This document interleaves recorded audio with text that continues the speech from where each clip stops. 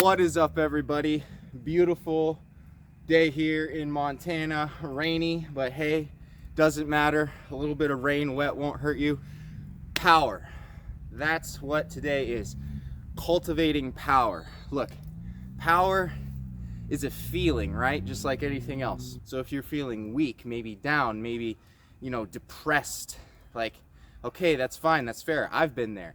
Pretty sure everyone's been there. How do we get out of that? You want to feel the opposite way, right? You want to feel powerful.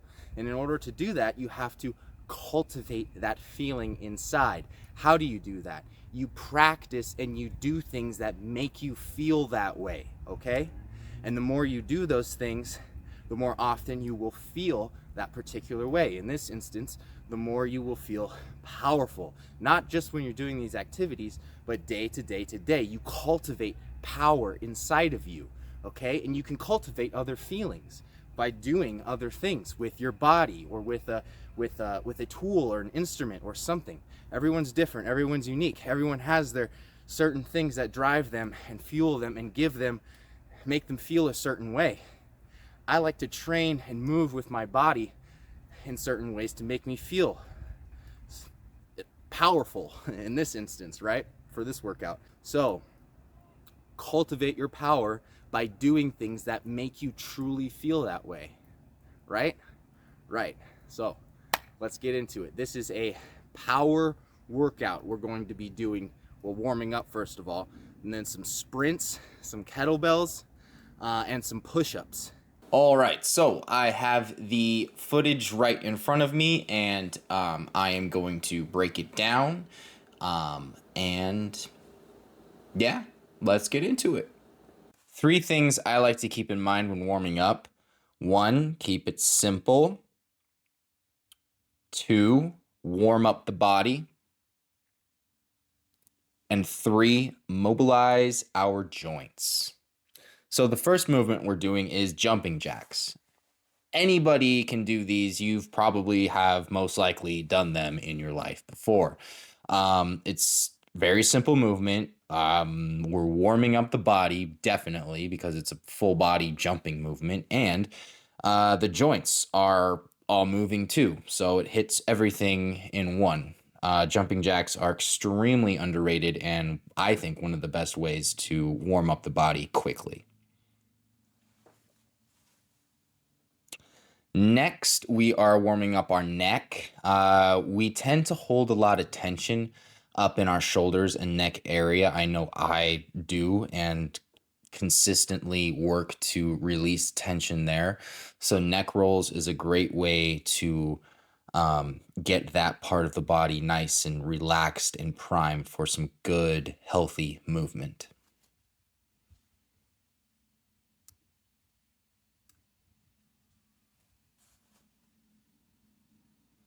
Next, we are warming up our elbows.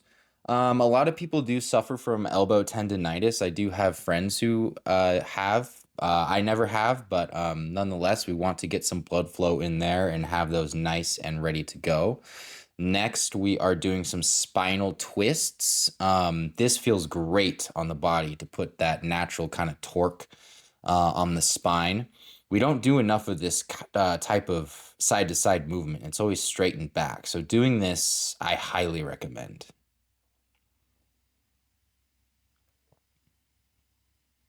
Next, we have some hip rotations. The hips are an extremely important part of the body.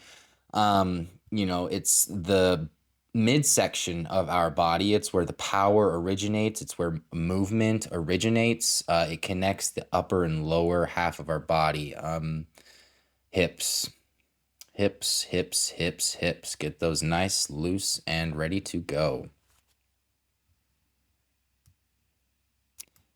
Next, we have our knees. I myself have suffered from knee pain in the past, so I know how annoying that can be, and actually that, it hurts a lot if it gets really severe. So warming these up is a must for everyone. Just get some blood in there, get those nice and loose and going, because we want to protect our knees. We're not going to stop walking anytime soon. Next, we have our ankles. Our ankles are so very important for our balance. It's the first point of contact to hit the ground. We need to have that really, really mobile joint nice and loose and ready to go. And we need to bring awareness to that part of our body for sure. And we are then going to move into a squat position. We're just going to sit in a nice squat as relaxed as possible. This is really good for opening up the hips and getting that nice deep stretch and full range of motion down there. A lot of cultures, this is how they rest and sit, is literally just in a squat. So this is like the most natural resting position we as humans can get into. And nowadays, especially here in America, we don't do that. We sit in chairs all day, and that creates tight hips, tight back, tight body in general. So doing this regularly is a very, very good idea and a very healthy practice for life.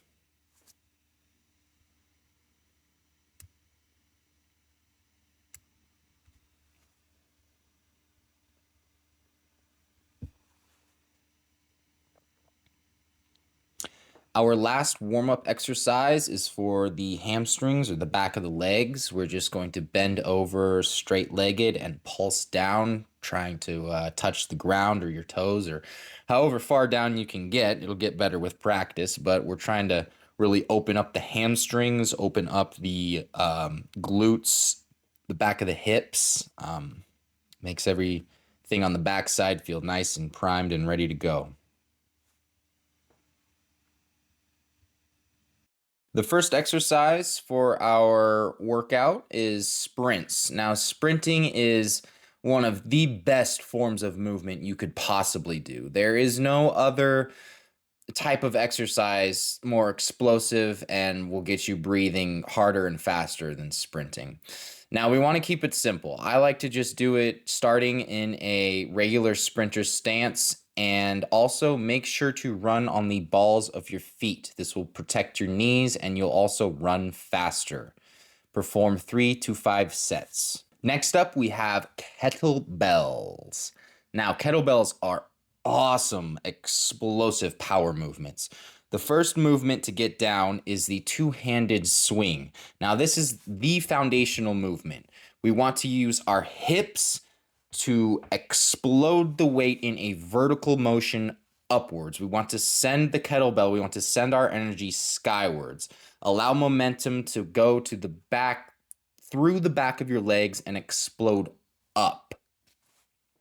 The second movement is the alternating kettlebell swing. It's the same as the two-handed, same mechanics. The only difference is we're using one hand and we're alternating at the top of the movement. Again, I want to stress to really use your hips for the explosive power and drive it upwards. The last kettlebell movement is the kettlebell snatch. Now, this is a more challenging movement with the kettlebell, but it's doable. Once you get the other two down, definitely give this one a try. I highly suggest it. It is the king of the kettlebell movements. When doing kettlebell work, I like to do 1 minute of work, 1 minute of rest, and 1 to 3 sets of each of those 3 variations would be a fantastic way to structure your kettlebell practice.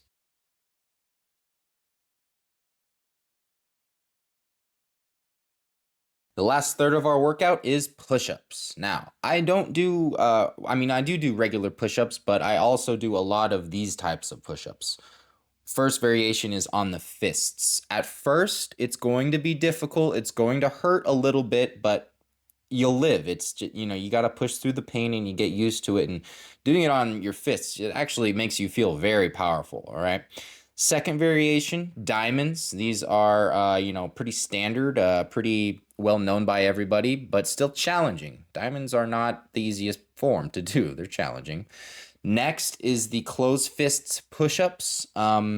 These will test your balance more than anything, but also the same as the first version.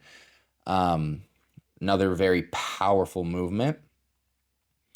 Prayer push-ups, these are extremely difficult. Do your best.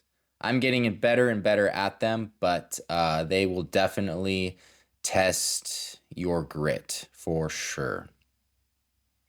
And the final variation is on our wrists. Now, this is actually easier than it looks. Like once you build up that strength and stamina on your wrists, you can actually bust out quite a bit of these.